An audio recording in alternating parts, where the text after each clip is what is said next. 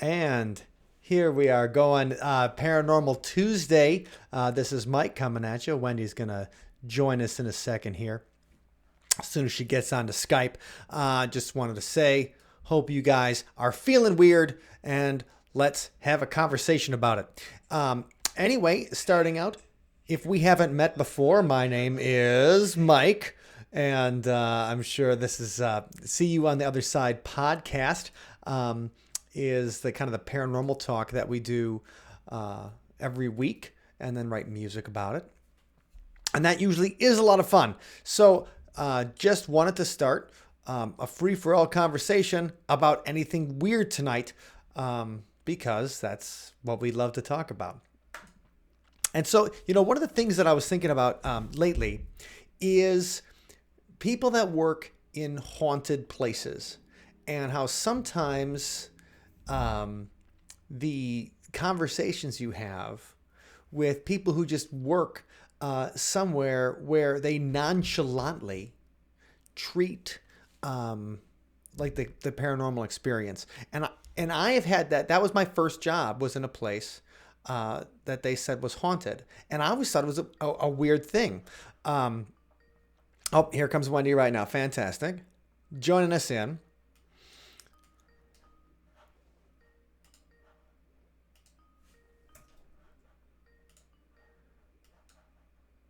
Oh, and I missed her because I had too many windows open.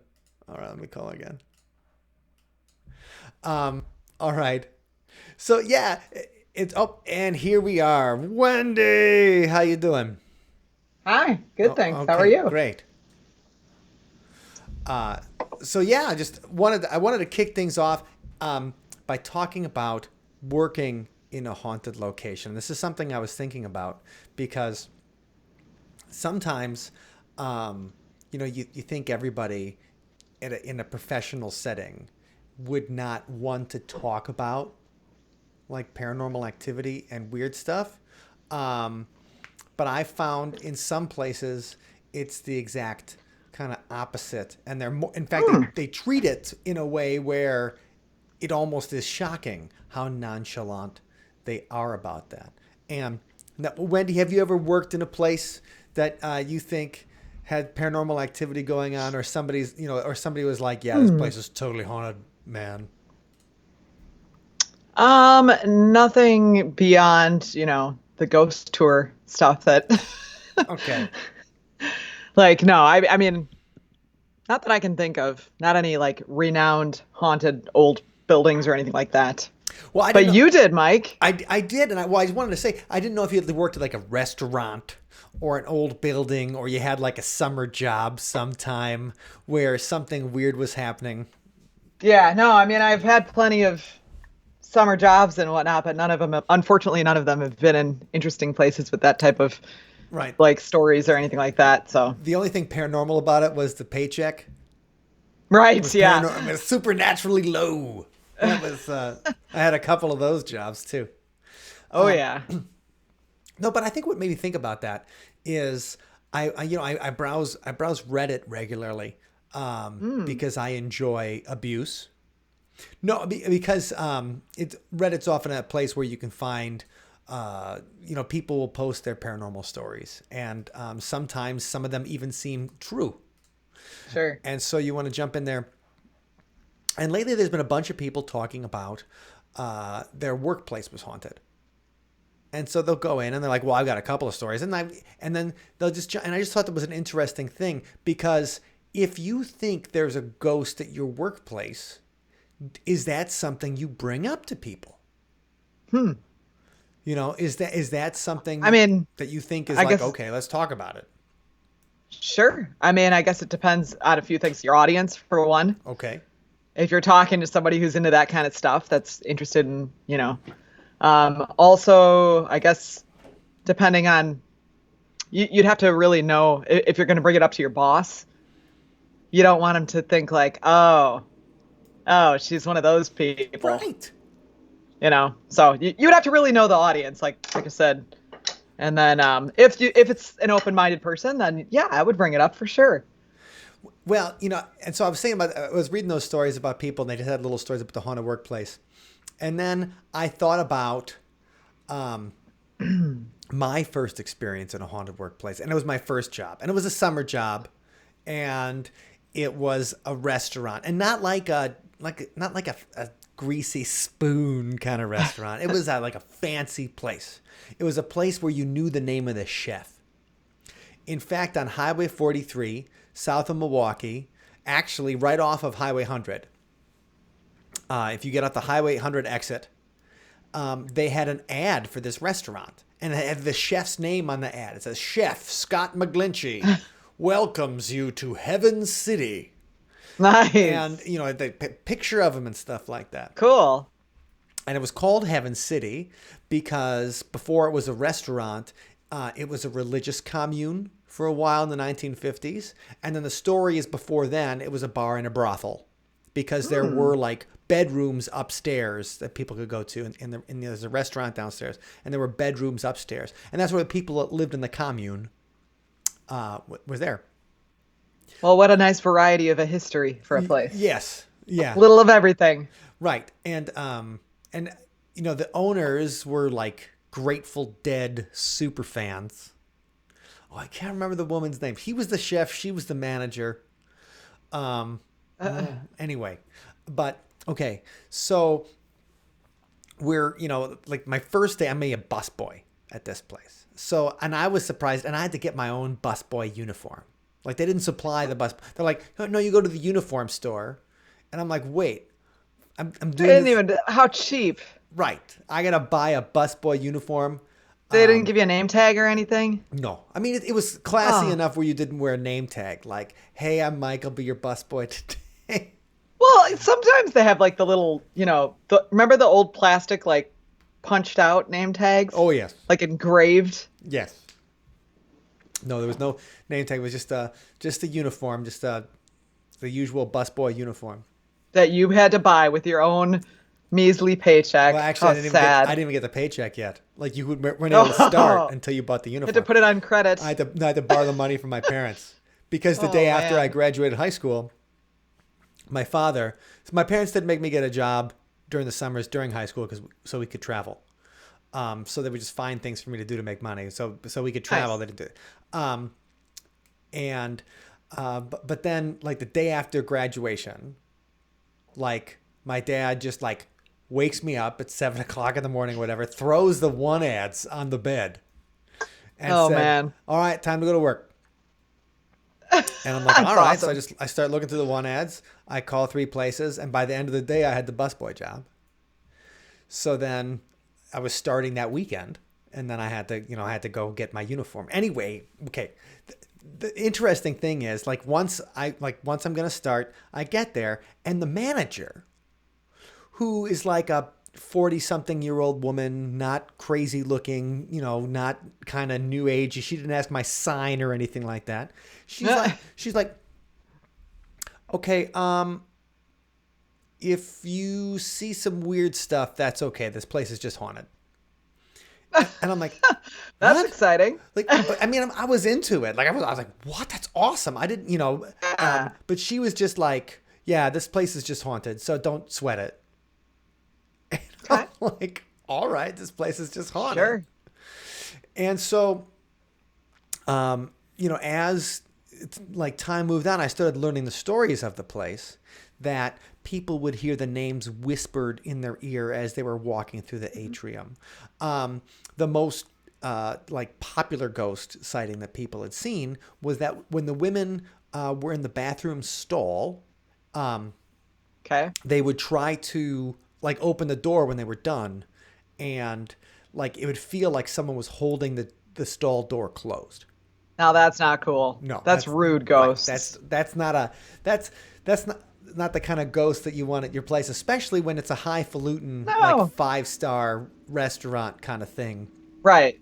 You want your customers enjoying their meal, not stuck in the bathroom. Right. I mean, this is a place that had a $25 entrees in 1995, which was expensive in 1995, and they had a cognac room.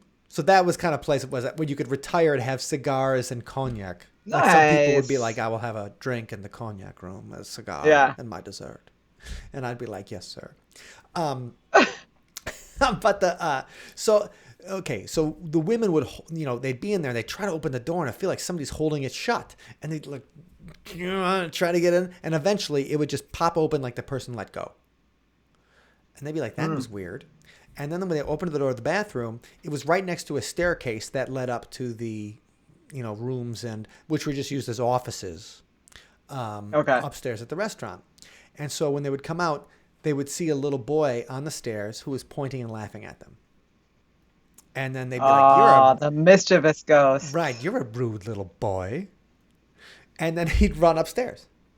And then they would just, they'd say something to the manager. They're like, hey, Nice. whoever, if there's a waitress or waiter, whoever that has their kid upstairs, tell, Their little brat. tell the little brat to stop messing with the girls in the bathroom. And then they'd have to say like, Right. there's nobody's kid is there. And the ghost story That's behind that was that when it was a brothel, and a brothel is a house of prostitution, in case I have to, during the 1930s, or I'm sorry, during the brothel during the Prohibition era, um, that, one of the ladies of the evening who had worked at the place, she had to bring her like kid along with her to every.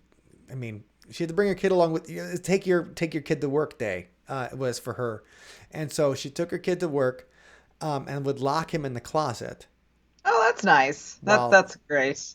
she was taking care of Child somebody's abuse. business. Right. Obviously, it's a horrible So story. he was like the little Don Draper of the Yes. place. Oh, yeah. I forgot about Don Draper being in the closet, hearing his mother.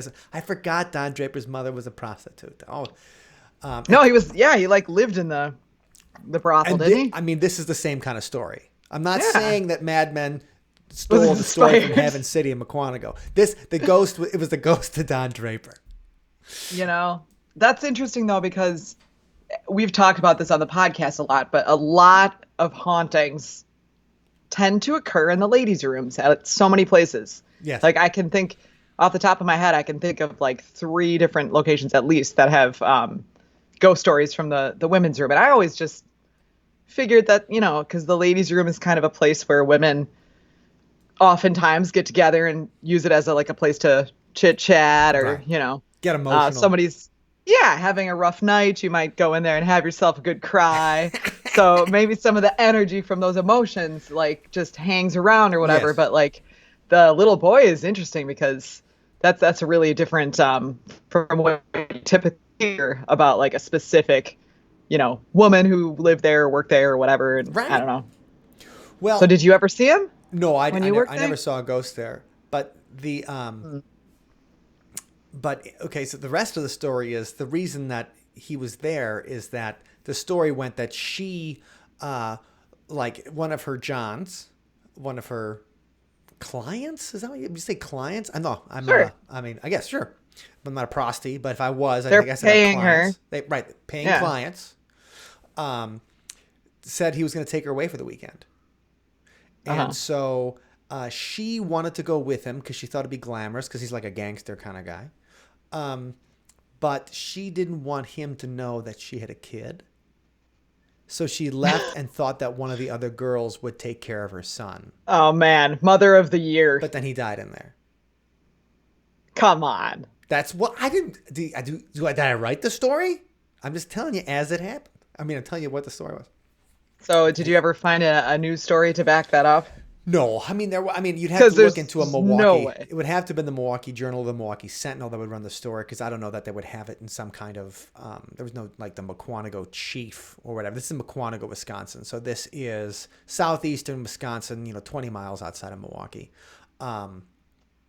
towards Illinois, and so they never I never really looked it up at the time because I wasn't as interested in I was interested in ghost investigation. This is before we were like every ghost story we have to try to track it Right. down and see if there's any legitimacy whatsoever. Right, because now I feel like in the age of the internet, unless you're looking for legitimacy, you're not even bothering to even, Yeah. like if you just take stuff at face value, then you're just a boner. But Well, I mean, if that actually was real, then there's no way it would have like not been in the newspaper, yeah, a little right? boy Something dies that inside a tragic. whorehouse. Yes, it's a horrible Right. story. Yeah. But that's the story as it was told to me. And Okay. women who had worked there said, "Oh, I've seen them. Like these are not. I mean, and these were not woo. Like now we hang out with people who'd be like, "Oh, I saw the ghost," I and you, felt him. I right, know his presence. I His name saw is him. Johnny. Right, and, we would hang out with mediums who'd be like, "Oh yeah, I know that ghost." Right. These were people who were just like they drove Subarus and I mean it's hard to it just was a weird thing. It's like okay, Yeah. and so like that was one story, and then they said like but those ghosts are harmless. They said the evil ghost is in the basement, and so if you Uh-oh. have to go down and get wine from the wine cellar, that's when you have to be careful. And people were just like, yeah, it's like pushy. I get a dark feeling when I'm down Well, I there. mean, I got it scared. was guarding the wine. Right, that it should be right. You're trying to keep It the doesn't most want right. precious thing that place has. I mean, like I said, the people that own the place were like serious deadheads, and I worked at some of that Jerry Garcia died, and Oh, and I was a wow. busboy. I wasn't the waiter, and I was always surprised when people would talk to the busboy. Like I would, because I'd bring out the salads, I'd fill the water and things, but people would just like say things and they would tip me too, and I'm like tipping the busboy. I Who mean, does that? I don't know. It's a local place. It's a small community. It's I not suppose. like, I suppose. you know, But I just it was, probably probably most people knew who you were. but the They're like, day "Oh, that's that young man from down the street." he's a dick.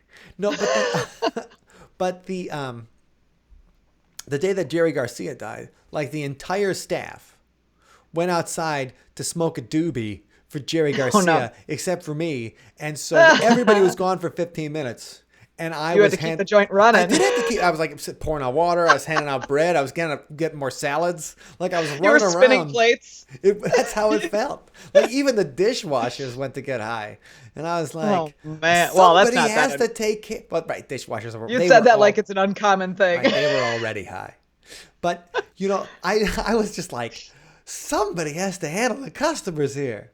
Um, anyway, it was funny. But and then I remember one of the chefs told me one time he's like, I'll probably drop like because everybody would sit at the bar at the end of the night, and then people would tell if they had stories or like sometimes this is when they would tell the ghost stories. We just sit at the bar at the end of the night while we're waiting to get tipped out. Nice. And like one of the chefs said to me one time, not the guy that owned the place, but like his second in command. I don't know what you would call that. The Sous assistant chef. chef, the sous chef, sure. And he's just like, where do you think all these crazy food ideas come from? I've dropped acid at least 100 times, man.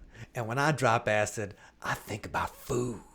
And he just says, Wow. and I'm just like, all His right, brain is man. just like mush just oozing out of his ears. I think about food. And I'm like, all right. But and so like it goes with that some of the people were but there were tunnels underneath the place. There were like Prohibition era tunnels, and Oh, so there that's there cool. were underground tunnels near Heaven City, and it was a really cool place. And it's not open anymore, or Well, now it's a kind of like one of the buildings on the premises. There's several buildings on the premises, but like I don't think that the main place that was used for a restaurant had the apartments. I don't think that's being used right now.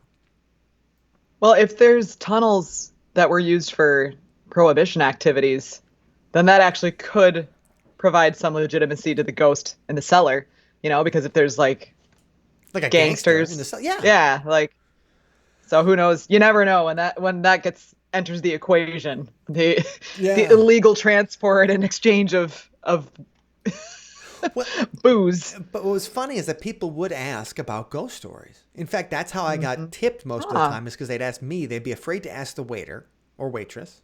They'd Hmm. be like, I heard this place is haunted. And so then I'd be like, well, there are some stories. And they're like, well, what are the stories? And then I tell them the stories as I was bringing their bread or whatever, filling their water or getting the salad ready. And so one time at the end of the night, I'm walking through the atrium and I hear a Mike, Mike. And I'm like, oh my God, that's what they Oh said. But the God. thing is, I've got a tray of like 20 plates. It's like I got a stupid amount, like a clown car full of plates on my hand. And, um, and so I'm walking to the atrium here. I'm like, oh my God, they said it would say my name. They said the ghost would say my name and it said my name. I'm like, oh, and I turn around and I don't see anybody. And I'm like, Oh God, obvious, you're right. next. I was going to say, I filled my busboy uniform. No. And so I turn around, there's nobody there and look up and then I look down and I see a little girl and she was handing me a tip and her mother had Aw, sent her over to do that's that. She's like, thank you sweet. for telling us stories, Mike. And I said, well, thank you, little girl. But I mean, I almost crapped my pants. Like, Yeah. I'm like, I'm gonna use that tip right away for a new pair of Hanes. It's right. Woo. But that was the closest thing I ever had to an experience. But that was, I mean, the first place I ever worked had ghost stories. And you just think that like logical people like that, they'd be like, we're here to work.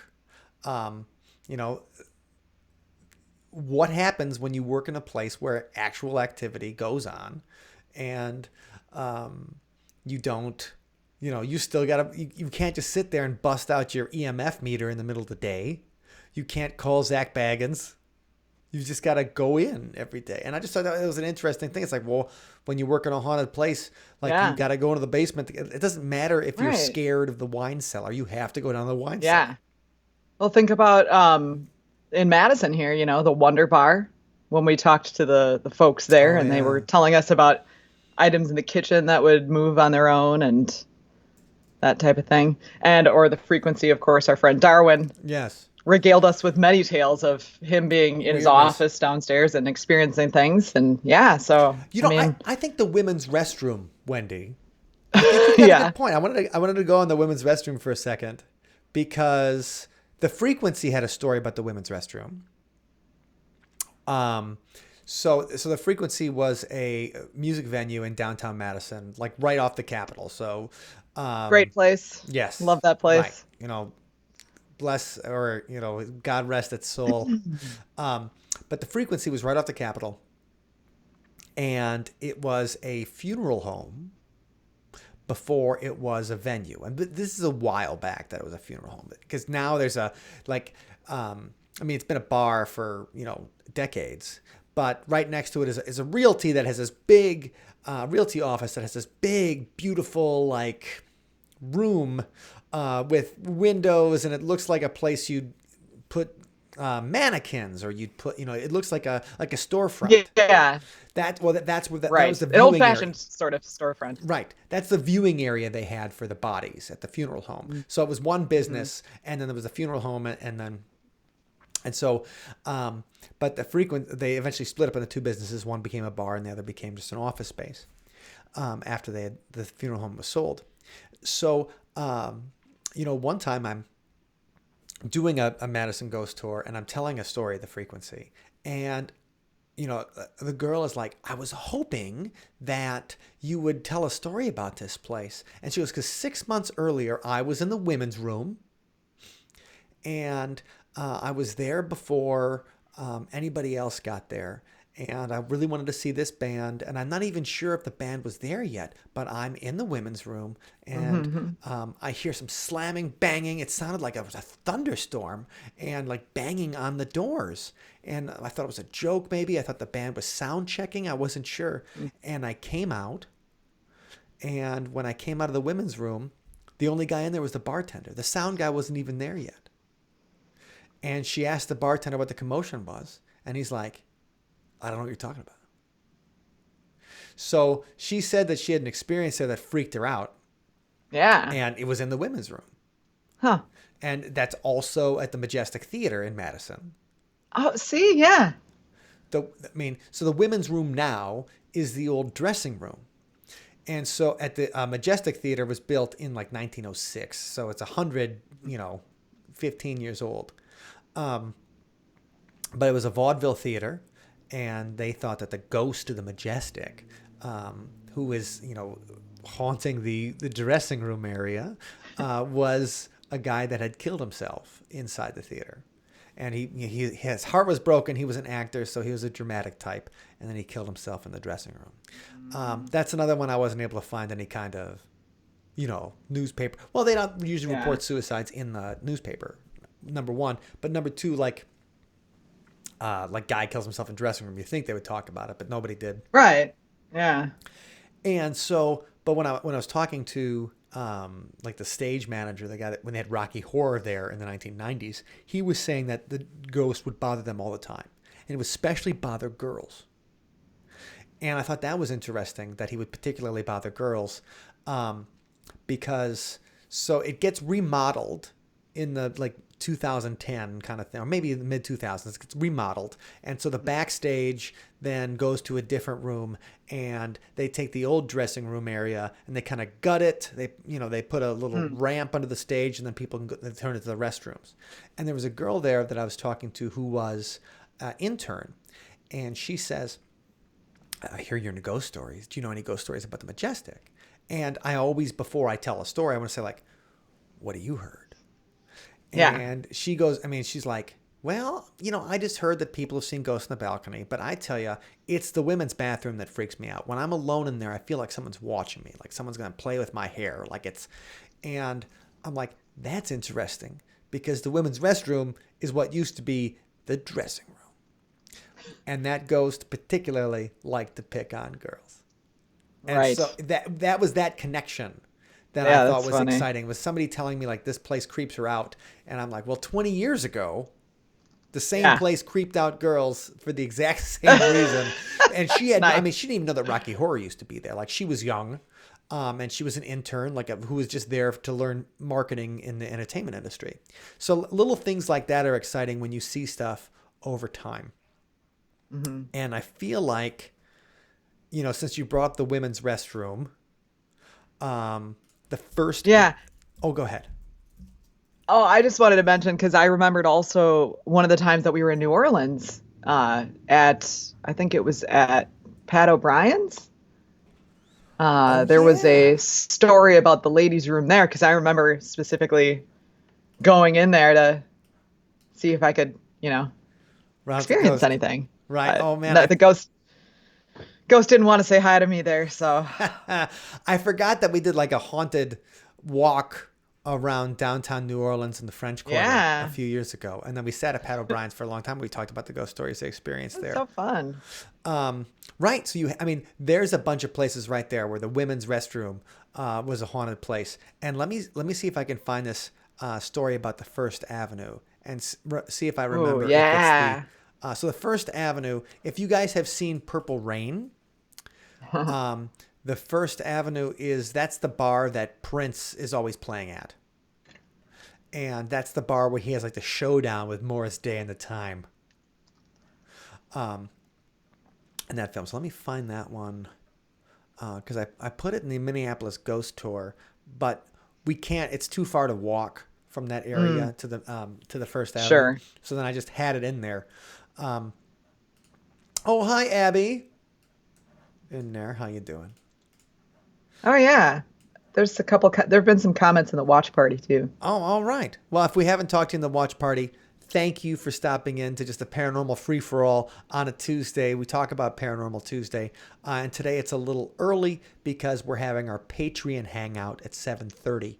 Hey. So we just wanted to make sure that we still got a Paranormal Tuesday, and even though we're going to continue with paranormal and music discussion and all that stuff at 7:30 with all our Patreons. So. All right, here's because most people don't get to hear the First Avenue ghost story on the Minneapolis Ghost Walk, and we've only ran the ghost Ooh. walk because Minneapolis is kind of in a weird place right now. Yeah. We haven't, we've only run it once this year. Speaking of Minnesota, though, Oh. Pam, the women's restroom at both the Mounds Theater and the Landmark Center in St. Paul are supposedly haunted too. That's right, the Landmark Center. And we do talk And it's about that. always the women's room. It's never the men's room. Right. I don't know why the men get away with it. So from the First Ave, the building that houses the First Avenue nightclub was originally built in the 1930s, not as a place for bands, but for travelers. It was a Greyhound bus station. Excitedly featured modern amenities like public showers. Well, showers open to the public. Whoa. Not people showering in Nice. public. That's a little too Like a modern. bathhouse. So after Greyhound moved down the street, the building became a nightclub in 1968. It was originally called the Depot after the bus station that was there. Today, it's one of the most famous music venues in the Midwest because it was featured in Purple Rain. Almost every famous band in the world has toured through there at least once. There are stars on the wall that feature some of the most popular and groundbreaking bands, and they repaint those every 10 years. Unfortunately, Sunspot is not among those stars on the wall yet, Nice. but you never know. You never know. I always hope. You know, the most famous story there is of a woman waiting for her husband to come back from the Second World War, and she was waiting at the bus depot. She learned that he died in combat, and she was so distraught with the news, she went to the women's restroom and she hung herself. So she has been seen in the ladies' stall or even dancing in the main room in a green army jacket. But when they see her dancing, she doesn't have any legs. Here's where the story gets That makes it hard to dance. Yeah, but here's where the story gets tricky, though, because another report is that the girl is wearing green army fatigues and bell-bottoms, which weren't popular until the late 60s and early 70s. So does that mean it was the Vietnam War instead of the... But the thing is, by 1968, it's the depot. I mean, it's no longer a bus station or whatever. It's the... it's a bar. And so, you know, what's the interesting thing about the usual girl? So Dave from Darkness Radio, he went into the place with a psychic, and when they went to the bathroom, the psychic said she saw the woman there and there was blood on her. And she also said that she saw the spirit pulling the hair of a nearby employee, and when they asked the employee about it, she said that she often felt someone pulling at her hair in the building, but always thought it was just her imagination getting the best of her. So the story of the poor woman has been going around since at least the 1980s. Some people have claimed to see a bloody woman in white near the bathroom. One woman claimed that she heard a girl crying in one of the stalls, and she was one of the only people in the club. When she told the bartender about it, the bartender said, "There's nobody in that bathroom." The former manager Jack Myers, who ran the club from 1980 to 2010, said he saw something strange in one of the walls. He decides to crack it open in an area that's known as the record room. And so behind there, he finds 12 empty feet of space. So there's a room behind the wall that he didn't know about. But he said there was only one thing in there, like a church pew that somebody had put behind this wall. And said the rumor is that's where the woman died. They walled it in. Why'd they wall it in? Weird. The owner said, I was there when they knocked down that wall because we were going, what's in there? We were trying to figure it out. And the DJs in the record room, because that's where they do the spinning, have had weird things where they hear groans and moans in their headphones that aren't that's kind of cool. So what a way to communicate. Yes. So, you know, when I think of the women's bathroom kind of ghost stories, I always think of, well, obviously I think of the Majestic. I think of obviously working at a place with a haunted women's restroom, Frequency, and the First Avenue. And now for the Landmark Center, you guys are going to have to go on the St. Paul Ghost Walk to hear that one at stpaulghosts.com. Rick. For sure. I know the person who does the ghost walks in Bayfield, Wisconsin. Had a bizarre experience at my cabin there 2 different times. Okay, Rick, I'm going to take down your information because I'm thinking about Bayfield. I'm actually talking to Virginia from Bayfield about some stuff next week. So, Rick, we'd love to hear your Bayfield, Wisconsin. Oops, I just made our logo way too big. I'm going to have to talk to you about that sometime soon. So, Rick, I'm going to write your information down. Yeah. Mark, is the ghost named Slippy? Flippy is the ghost at the First Avenue who likes to make the sound of bar stools being put onto tables and employees that have talked about seeing strange characters after hours who are loitering and stuff, and then they vanish midair. So, Flippy is the bar stool helper. And so, but Slippy is me after I've had a few too many at the First Avenue. Maybe Slippy is like Flippy's brother or something. Right. I don't know. Rick. Yes, Virginia. Yeah. So the Bayfield, Wisconsin Ghost Tour is amazing. And it's not going currently this summer, obviously, because there's not a lot of tourism up north. Because Bayfield's all the way, for you guys unfamiliar with the Wisconsin area, Bayfield. So we have Lake Michigan. That's by where Wendy and I grew up, Lake Michigan. And that's Chicago, Milwaukee, up to Green Bay, the thumb of Wisconsin. The thumb of Wisconsin. What am I do it right here? The thumb of Wisconsin. There you go. And Bayfield is up about an hour and a half from Duluth in Minnesota on Lake Superior. So it's maybe 7 hours away from us right here. Mark, Dangerous Linda is fun on the Minnesota Ghost Walks. She certainly is. Dangerous Linda is a wonderful tour guide for the American Ghost Walks in Minnesota, and she's always got some good stories, and she's been getting some more herself. And he's feeling slippy already tonight. All right, Mark. That's awesome. Hey, for anybody who is interested in checking out, so tonight in a few minutes, Wendy and I are going to go do our Patreon hangout. And if you guys are interested, make sure you check out patreon.com/sunspotmusic. And that's the kind of community based around paranormal, music, movies, fun stuff. We love talking about it, things like this. And then we're going to have a conversation with everybody tonight and a big Zoom call. So it's going to be... Can't wait. It's so much fun. The Brady Bunch of Weird. It is. The Brady Bunch of Weird coming on to that. So if anybody knows any more haunted restrooms, we love to hear about haunted restrooms. It could be its own entire episode, really. I was going to say haunted bathrooms could be its own entire... But the idea was started out with was just to talk about... Because I was thinking... about a place on the Wisconsin Dells Ghost Tour, actually. So Wisconsin Dells is it's the water park capital of the world, number one. It's this place in about an hour north of Madison, and they call it Dells because the Wisconsin River flows through there, and it cuts in these canyons, and the canyons have these narrow parts, and the French word dalles, I don't know if I'm saying it right, Wendy. Dalle. How is it spelled? Dalles. Dal. The French word dalle was kind of, bastardized to make it the word del. And so that means narrow in French. So these narrow spots in the river, they call them the dells. And the dells of Wisconsin when they first advertised them. And it's like, it's our big tourist trap. Where you got the cheesiest stuff in the world, but the water parks are pretty fun. And it's a beautiful location. And a ghost tour in downtown Wisconsin Dells. And I mean downtown. It's just it's a street with some bars and history and cool stories. But one of the places we walked to on that street, there was a realty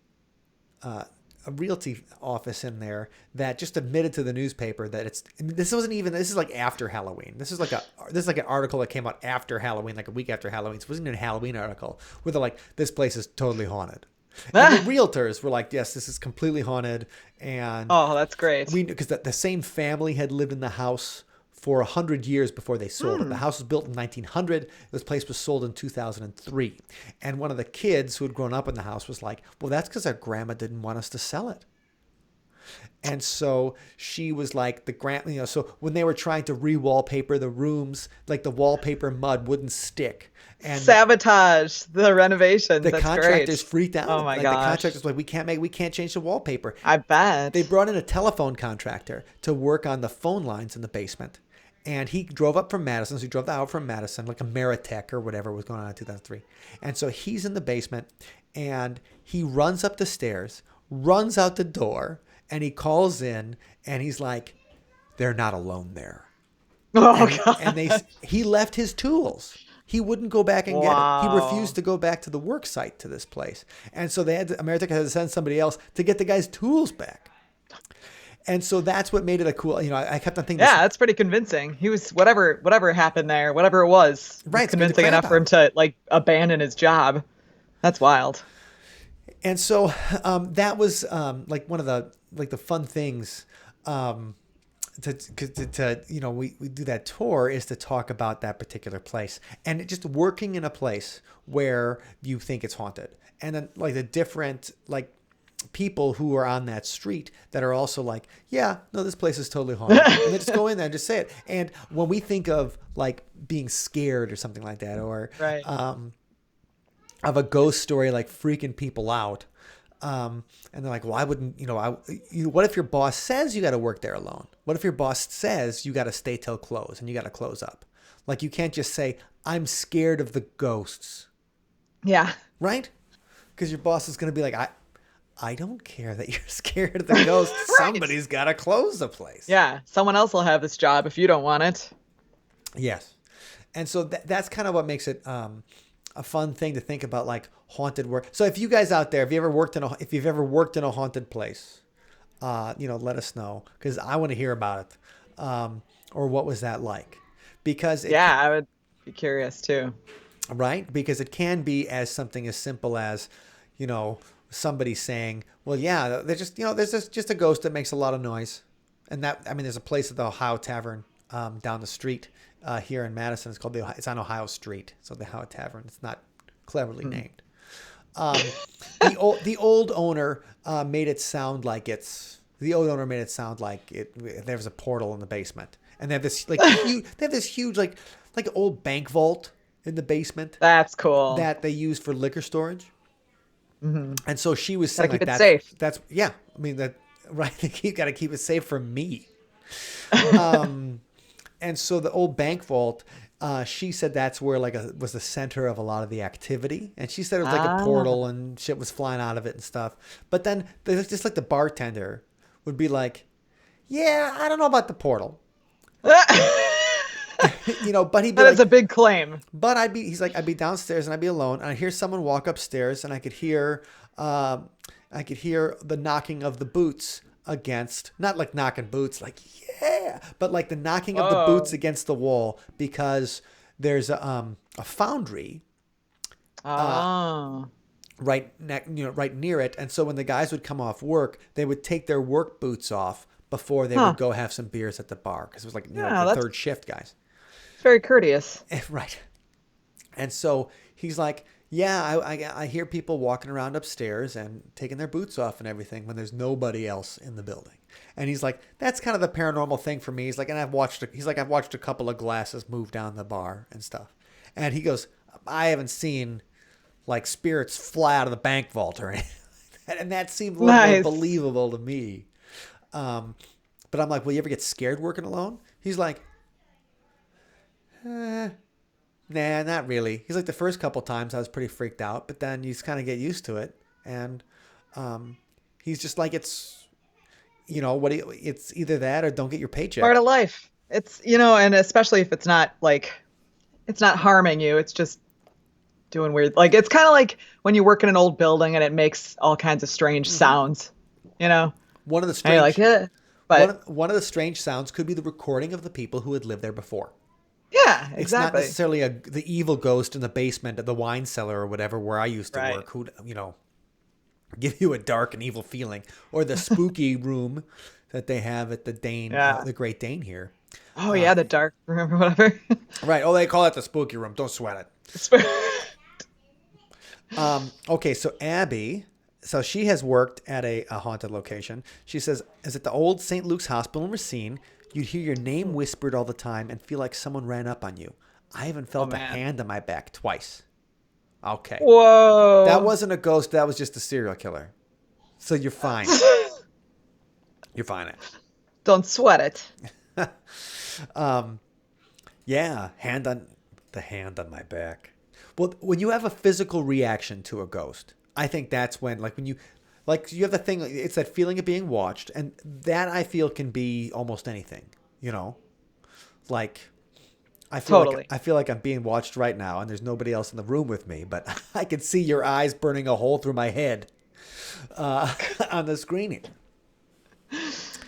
And, or, when something touches you, and I've been touched in several places, haunted places, not just the scary places on my body, but I was touched by the Mackenzie poltergeist at Greyfriars right. Cemetery in Edinburgh, Oh And man. I was at and it was the funny thing is, it was right after they do a fake scare. So that tour was an amazing tour, but they do have somebody jump out at you at a certain point. And that's And then that makes you suspicious because you never know right. When they put in the from that bullshit, you're point like, on. Right. I don't like that. But then we're in the back in this black vault or whatever, which is this, this old cell where they kept all these Scottish prisoners in the English before they slaughtered them. And so we're all in the back, and it's me and my wife, now girlfriend at the time, and she's, over here, and I'm all the way at the end of the black vault. There's 80 people on the tour, so it's a huge tour. And it's big enough to fit almost everybody. And there's people in the front, in the middle, and everything like that. And I'm all the way in the back. And it's pitch black back there. I think I'm against the wall. And I feel my girlfriend put her arm around me. And I'm like, oh, she must be scared by that person jumping out of the corner or whatever. And I'm like, it's all right, baby. And then I put my arm around her. And then I realize it's not her that has her arm around me. It's like the Disney haunted mansion where the ghosts are in your cart with you. You see them in Yes, the that's what it was. That's exactly what it was like. Because I'm like, once Oh I my realized gosh. she wasn't there, I realized somebody, who Mike, I knows? have to share this because it's Yes. in the watch party, so I don't know if you're seeing it. But Okay. John Dreisga says, I used to work at the building that was Pan Am's headquarters. Back in the 70s, several people were tragically killed on the roof. One day, I arrived at work really early. I went into the men's room and I saw a person enter a stall. I entered the restroom and realized I was the only person there. Oh. So there's a men's room. Thank you, John. Right. Now I feel a little better that it's not always the ladies' room. Always the ladies with Got to the... have a little equality here with our Yes. hauntings. Okay, well, good. Well, you know what? If there's one thing we believe, it's haunting equality. That's right. And that bathrooms shouldn't be safe no matter what sex you are. Right. Okay, so we got to get going to our Patreon hangout. All the Patreons, we will see you guys in a few Yes. minutes, and we'll see you in the Yep. Zoom. Everybody else out there, we'll see you on Thirsty Thursday, where we're going to have some new Sunspot music for you, as well as some more conversation. Next week on Paranormal Tuesday, we are going to have Kendall Welpton, who has just finished a movie with Steve Gonzalez from the Ghost Hunters, or he's now on Ghost Nation. And so Okay. Kendall's movie Cool. is called...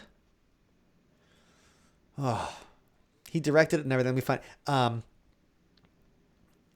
and so The House in Between. Him and Steve Gonzalez did this long paranormal investigation. It's called The House in Between, and we'll be joined by Kendall next week, and he's going to be showing us a couple of clips, and we're talking about the haunted fun. experiences that he's had when he did the research and released the movie The House in Between. And so we'll be talking about that next Paranormal Tuesday. Otherwise, see you everybody in the Patreons and the Hangout, and we'll see the rest of you guys on the thirstiest of Thursdays in just a couple of days. Thanks for tuning in. Bye.